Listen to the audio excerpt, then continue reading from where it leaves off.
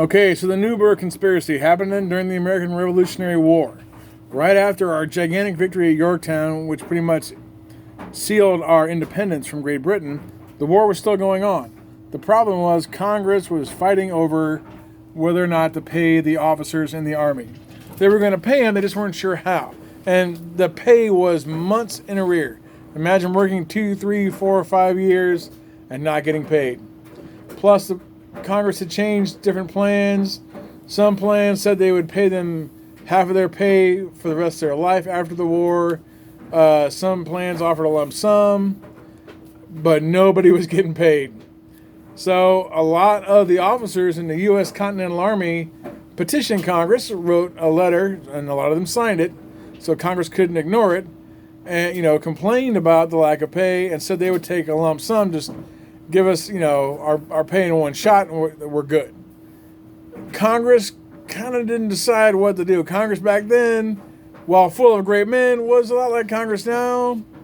They didn't move real fast. And Congress back then is different than Congress right now. They didn't like to spend money. So there was a lot of debate on what to do with the money that was owed the officers of the Continental Army. Enough so that the officers almost decided to have a revolt themselves, and there was discussion of marching the army onto Congress to demand payment. A lot of this was kept secret from George Washington, who, of course, would not have liked such a conspiracy to occur, but he did hear about it. I won't read you his speech. I'll let the videos cover that. But what Washington did was really awesome. It's a volatile room. A room full of men he has fought with. A room full of men who have been shot at and wounded, have survived privations, who haven't been paid, who haven't always been fed. He knows that their complaints are justifiable and that they've got a good point.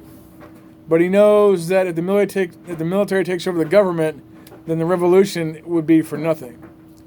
So, as Washington, who, even though wealthy, had suffered as much as any other man, walks to the front of the room gets quiet.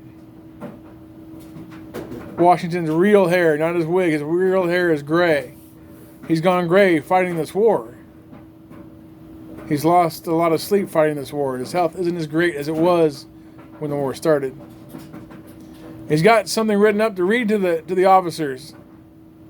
And again, you'll hear that in the video, but he's got paper written up, and he pulls the paper out in front of the men, and he squints at it with his eyes. And then he stops and looks at his men, and he reaches inside of his coat and pulls out a pair of reading glasses. And he says, "Pardon me, gentlemen, I have not only gone gray in your service, but it would appear that I am going blind as well." At that moment, the conspiracy kind of dissolved, because everybody realized that as much as they had given up, their leader had given up even more. So Washington, in an act of great honesty and bravery and political purity, without complaining about the men, pointing out, we've all given a lot. We'll give a little bit more and we'll be okay. When you see the speech and hear it by actors who are much better than me, maybe you'll be as moved as I am. But Washington, even before the war was over, made sure that America would not be a military dictatorship, but would actually indeed be a democratic representative republic. Pretty great man. Pretty awesome speech. So those are the next two videos, and then the last video after that is a musical special for Bob and all of us, because I like it too. Again, happy birthday, America. Good night, guys. See you soon.